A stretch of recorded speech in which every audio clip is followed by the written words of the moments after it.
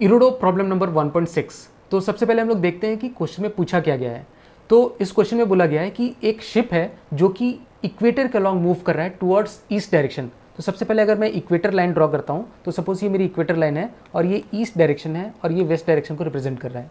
एक शिप है जो कि इक्वेटर के अलॉन्ग ईस्ट डायरेक्शन में इस तरह से मूव कर रहा है और इसकी वेलोसिटी दी हुई है v0 that is equal to 30 kilometre per hour. अगर मैं बाकी के डायरेक्शन को कंप्लीट करता हूँ तो ये मेरे पास नॉर्थ डायरेक्शन हो गया और ये साउथ डायरेक्शन हो गया। इसमें बोला गया है कि एक साउथ ईस्टर्न विंड ब्लो कर रही है at an angle of 60 degree to the equator. South eastern wind मतलब ये विंड कहीं इस डायरेक्शन से आ रही होगी। अच्छा, अगर मैं बोलता हूँ ईस्टर्न विंड मतलब वो विंड ईस्ट डायरेक्शन से आ रही है। उसी तरह से अगर मैं बोलता हूँ कि साउथ ईस्टर्न विंड मतलब ये विंड साउथ ईस्टर्न डायरेक्शन से आ रही होगी और ये एंगल बनाती है 60 डिग्री विद द इक्वेटर। तो सपोज मैं इसको विंड की डायरेक्शन को रिप्रेजेंट करता हूँ VW से और इसका जो वेलोसिटी दिया हुआ है विंड की velocity that is 15 kilometre per our और ये एंगल बना रहा है कितना 60 डिग्री विद द इक्वेटर। तो ये हमारे पास क्वेश्चन में है। अब हमें इसमें पूछा गया है कि find wind velocity relative to the ship, पहला क्वेश्चन है, और दूसरा ये जो रिलेटिव वेलोसिटी है वो एंगल कितना बनाएगी इक्वेटर के साथ में। तो ये दो चीज़ें हमें पूछी गई है। तो हमें सबसे पहले निकालना है कि find wind velocity relative to the ship, उसके बाद हम लोग इसके बाद उसमें एंगल निकाल सकते हैं। हमें पता है velocity of A with respect to B और velocity of A as seen by B is given by velocity of A minus velocity of B। ये बेसिक्स ऑफ रिलेटिव वेलोसिटी से हमें पता है।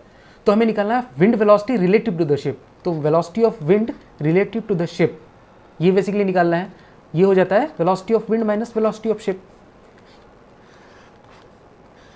तो अगर मैं विंड वेलोसिटी को परपेंडिकुलर कंपोनेंट्स में देखना चाहूँ तो क्या, अगर मैं इसको सपोज नॉर्थ डायरेक्शन को y डायरेक्शन एज्यूम करता हूँ और इस डायरेक्शन को मैं इस डायरेक्शन को x एज्यूम करता हूँ तो इसके दो कंपोनेंट्स अगर आएंगे, वो दोनों कंपोनेंट्स, ये वाला जो कंपोनेंट है x एक्सिस वाला जो कंपोनेंट हो जाएगा ये हो जाएगा 15 cos 60 डिग्री, ये रिजोल्यूशन ऑफ वेक्टर से हमें पता है।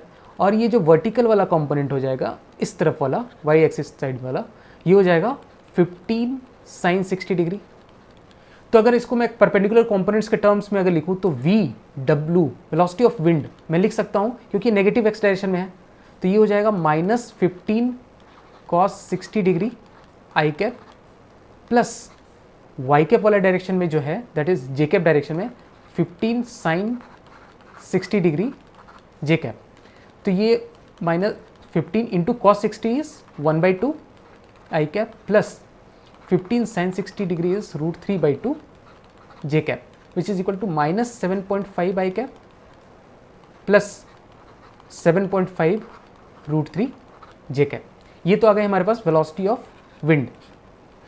तो ये हमारे पास वेलोसिटी ऑफ विंड आ गई है। अच्छा, अगर मैं वेलोसिटी ऑफ शिप देखना चाहूँ तो वेलोसिटी ऑफ शिप हमको इसको अगर परपेंडिकुलर कंपोनेंट्स के टर्म्स में लिखें तो ये सीधा एक्स डायरेक्शन में है, दैट इज इसको मैं सीधा लिख सकता हूँ 30 आई कैप। अब मुझे वो वेलोसिटी निकालना है विंड का जो कि शिप को दिखेगा। तो velocity of wind as seen by ship is equal to velocity of wind minus velocity of ship.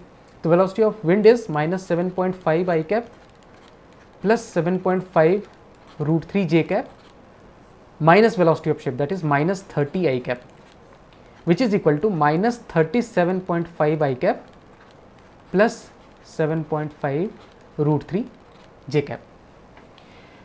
तो सबसे पहले तो पहले पार्ट में पूछा गया है कि wind velocity relative to the ship, इसका मैग्नीट्यूड बताना है। तो ये सीधा अगर मैं बात करूँ velocity of wind with respect to ship का मैग्नीट्यूड तो ये तो हो जाएगा इसका स्क्वायर प्लस इसका square that is -37.5 square plus 7.5 √3 square. तो ये अराउंड आ जाता है मेरे पास 40। तो ये हो जाएगा 40 किलोमीटर पर आवर। अब ये जो दूसरे पार्ट में पूछा गया है कि ये जो VWS है ये कितना एंगल बना रहा है विथ इक्वेटर, ये लाइन में यही पूछा गया है, the angle between the equator and the wind direction in reference frame of ship. That means VWS जो हमने निकाला ये इक्वेटर के साथ कितना एंगल बना रहा है। तो अगर इसको मैं परपेंडिकुलर कंपोनेंट्स के टर्म्स में रिप्रेजेंट करूं तो ये इस डायरेक्शन में हो जाता है, ये 37.5 माइनस डायरेक्शन में दैट इज 37.5 इस डायरेक्शन में हो गया नेगेटिव एक्स एक्सिस में, और ऊपर की तरफ ये हो जा रहा है 7.5√3। अच्छा, अगर मैं इसका रिजल्टेंट बनाना चाहूँ तो रिजल्टेंट मुझे कुछ मिलेगा इस डायरेक्शन में। इन दोनों का अगर रिजल्टेंट बनाना चाहूँ मैं, तो इन दोनों का रिजल्टेंट कुछ इस डायरेक्शन में मुझे मिलेगा।